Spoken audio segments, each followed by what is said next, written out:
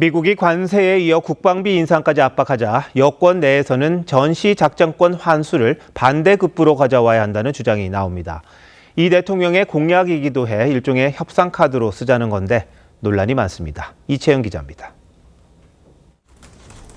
위성락 국가안보실장은 미국을 상대로 통상과 안보를 한꺼번에 논의하는 이른바 패키지 딜 협상을 진행하고 있다고 했습니다.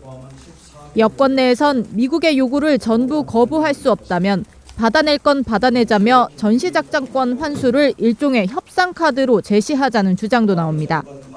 통상이나 투자, 구매, 또 안보 관련 전반에 걸쳐 망라가 돼 있기 때문에 이러한 패키지를 종합적으로 감안해서 전작권 환수는 자주 국방을 강조해온 이재명 대통령의 10대 공약 가운데 하나입니다.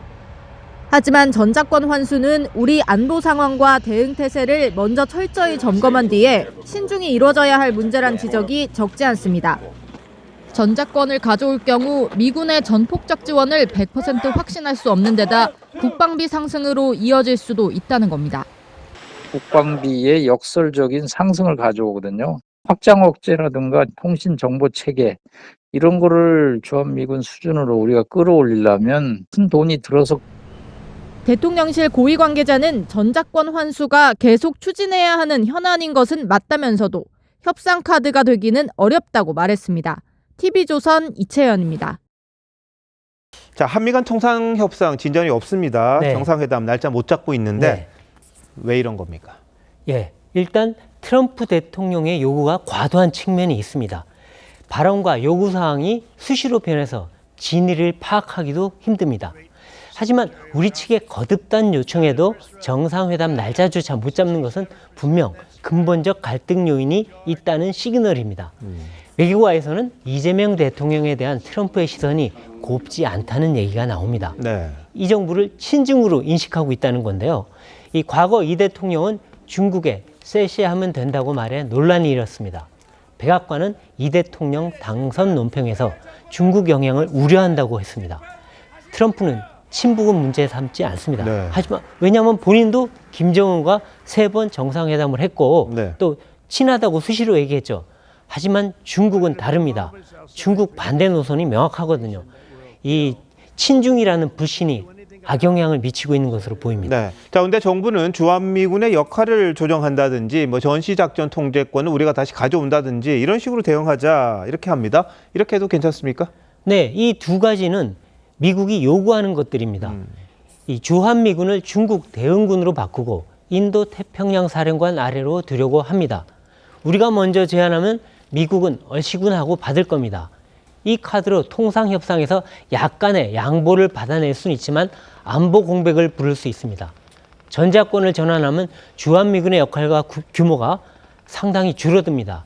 그걸 메우려면 우리의 감시, 정찰 자산과 위성, 미사일 능력을 획기적으로 높여야 합니다. 여기엔 연간 21조 원 이상이 듭니다. 북한 핵 문제도 커지고요. 경제적 후폭풍도 불러올 수 있습니다. 자칫 소탄 대실이 될 수 있으니 신중해야 합니다. 네. 자, 근데 여권 내부에서는요, 무조건 빨리 타결 짓거나 정상회담 한다. 이게 필요 없다. 이런 이야기도 나오고 있어요. 그리고 트럼프를 비판하는 목소리도 있던데, 자, 이 버티면 대안이 됩니까? 네, 아무래도 이 일본을 보고 하는 얘기 같은데요. 일본은 조기에 정상회담을 하고 협상을 했지만 얻은 게 별로 없다. 그러니 우리도 협상을 뒤로 미루고 정상회담도 천천히 하자는 얘기가 나오는 겁니다. 여당은 트럼프의 방위비 100억 달러 요구는 무도하다고 비판했는데요. 강도가 셉니다. 아무래도 자주파의 목소리가 커지는 것 같은데요. 네. 하지만 외교는 현실입니다. 미국은 핵심 동맹이고 압도적인 힘을 갖고 있습니다. 대립하고 버텨서 얻는 이득보다 타협하고 설득해서 얻는 이득이 더 클 겁니다. 이 캐나다나 프랑스도 미국과 맞서는 듯 했지만 결국 뒤로 타협하지 않았습니까?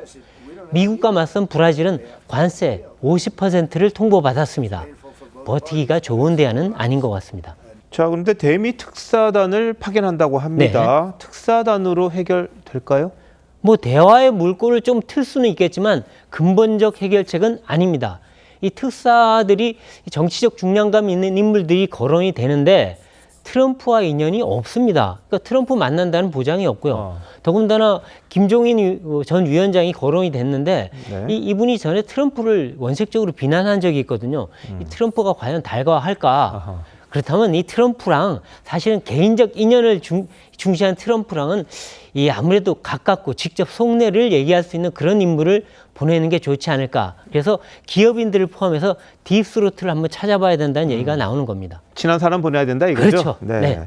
자, 근데 이재명 정부가 이 트럼프 리스크에 이 초반은 이 발목을 잡힐 수도 있다 이런 우려가 있습니다. 네, 이재명 대통령 스타트는 좋았어요. 그런데 이 대통령의 이 외교안보 분야가 상대적으로 약한 고리라는 지적을 받고 있습니다. 이 관세 협상과 한미 정상회담은 단순한 통상 외교 문제가 아닙니다. 우리 경제의 목줄을 쥐고 국가 안보의 기본 틀을 위협할 수 있습니다. 이 통상 협상이 어그러지면 이 한미 관계가 또 악화되고 네. 한순간에 안보, 경제 복합 위기에 빠질 수가 있습니다. 네. 그래서 임기 초반 잘 나가던 이재명 정부의 기반을 흔들 수 있는 중대 리스크가 될 수 있는데요. 아무래도 친중 이미지를 부식하고 신중하고 다각적인 대응이 필요해 보입니다. 예, 현명한 대처가 필요해 보이는군요. 네. 베이디서 잘 들었습니다. 네.